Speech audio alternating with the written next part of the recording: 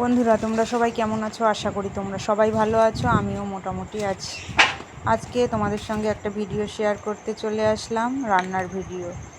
তোমরা শুনেছো, অনেকে জানোও হয়তো, তবুও বলছি যে কচু শাক দিয়ে ইলিশ মাছের মাথা দিয়ে খেতে ভালো লাগে। তো আমাদের ঘরে কচু শাক ছিল না, পুঁই শাক ছিল। তো ভাবলাম যে পুঁই শাক দিয়ে ইলিশ মাছের মাথা দিয়ে একটা চচ্চড়ি মতো করব। তা যেরকম কথা সেরকম কাজ। আমি মাছের মাথাটাকে একটা ছোট বাটিতে রেখেছি ভেজে, আর একটা বাটিতে পুঁই শাক রাখা আছে, আর একটা বাটিতে কাঁঠালের দানা, কুমড়ো, আলু এগুলো কাটা আছে। তো দেখতেই পাচ্ছ তোমরা, আমি কড়াই বসিয়ে দিয়েছি গ্যাসে গরম করার জন্য। গরমটা হয়ে গেলে তারপরে আমি এর মধ্যে দিয়ে দেবো পরিমাণ মতো সাদা তেল। তেলটা গরম হওয়ার জন্য একটু অপেক্ষা করতে হবে। যখন তেলটা ভালো করে গরম হয়ে যাবে, তোমরা বুঝতেই পারবে যে ধোঁয়া উঠছে, তখন তার মধ্যে একটা তেজপাতা কেটে দিয়ে দেবো, আর দিয়ে দেবো পরিমাণ মতো জিরে। তোমরা চাইলে পাঁচফোড়ন দিয়ে করতে পারো। আমি সমস্ত তরকারিতে জিরে দিয়েই করতে পছন্দ করি। তোমরা কে কী ফোড়ন দিয়ে করতে পছন্দ করো পারলে কমেন্টে জানিও। আর আমি কাঁচা লঙ্কা দিয়ে করছি, এটা যে কোনো লঙ্কা দিয়েই করা যায়। আমার কাঁচা লঙ্কা দিয়ে ভালো লাগে, তাই কাঁচা লঙ্কাও দিয়ে করছি। আর একটা কথা তোমাদেরকে বলি, আজকে ইলিশ মাছের গাটি দিয়ে তরকারি করেছি, ইলিশ মাছ ভাপা করেছি, সেগুলো পরে তোমাদের সঙ্গে ভিডিও করে দেখাবো। আজকে তবে আমি এই ইলিশ মাছের মাথা দিয়ে পুঁই শাকের চচ্চড়িটা শেয়ার করছি। তোমরা হয়তো ভাবতে পারো যে মাথা, তাহলে মাছগুলো কোথায় গেল? হ্যাঁ বন্ধুরা, মাছগুলো দিয়ে আমি অন্য তরকারি করেছি, সেটা তোমাদেরকে দেখাইনি। আমি এই তরকারিটা তোমাদেরকে দেখাচ্ছি, যাতে তোমরা করে খেও আর জানিও যে কেমন লাগে। তো এইভাবে সবজিগুলো সমস্ত দিয়ে দেওয়া হয়েছে একের পর এক। এরপরে ভালো করে নেড়ে চেড়ে নিতে হবে। তারপরে ভালো করে মানে কষে নিতে হবে, এমনভাবে কষানোরেতেই মনে হবে যেন রান্নার পাকটা ভালোভাবে হয়ে এসছে, এরকম। তো এবার একটু নাড়াচাড়া হয়ে আসলে এরপরে একে একে সমস্ত মশলা দিয়ে দিতে হবে। তা আমি এখানে দিয়ে দিয়েছি যেরকম সবজি সেরকম পরিমাণ মতো নুন। দেখো, আমি এখানে অল্প সবজি বলে 2 চামচ মতো নুন দিয়েছি। যে যার স্বাদ মতো নুন দেবে, তবে আমি একটু নুনটা চড়া খাই, সেই জন্য নুন দিয়েছি, কিন্তু এত নুন খাওয়া ভালো না, তাও কি করব, নুন ছাড়া খেতে পারি না। আর দিয়েছি পরিমাণ মতো হলুদ, অল্প একটু জিরের গুঁড়ো।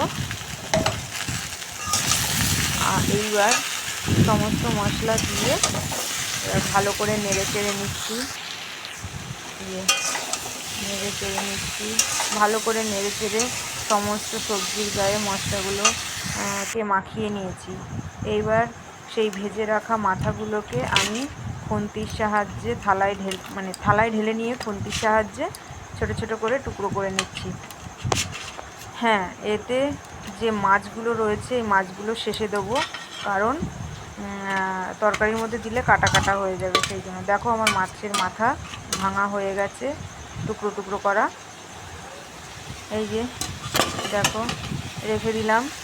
এইবার এখানটা তরকারিটা একটু নাড়তে চলে আসলাম, কারণ এক হাতে করছি তো, বুঝতেই পারছো।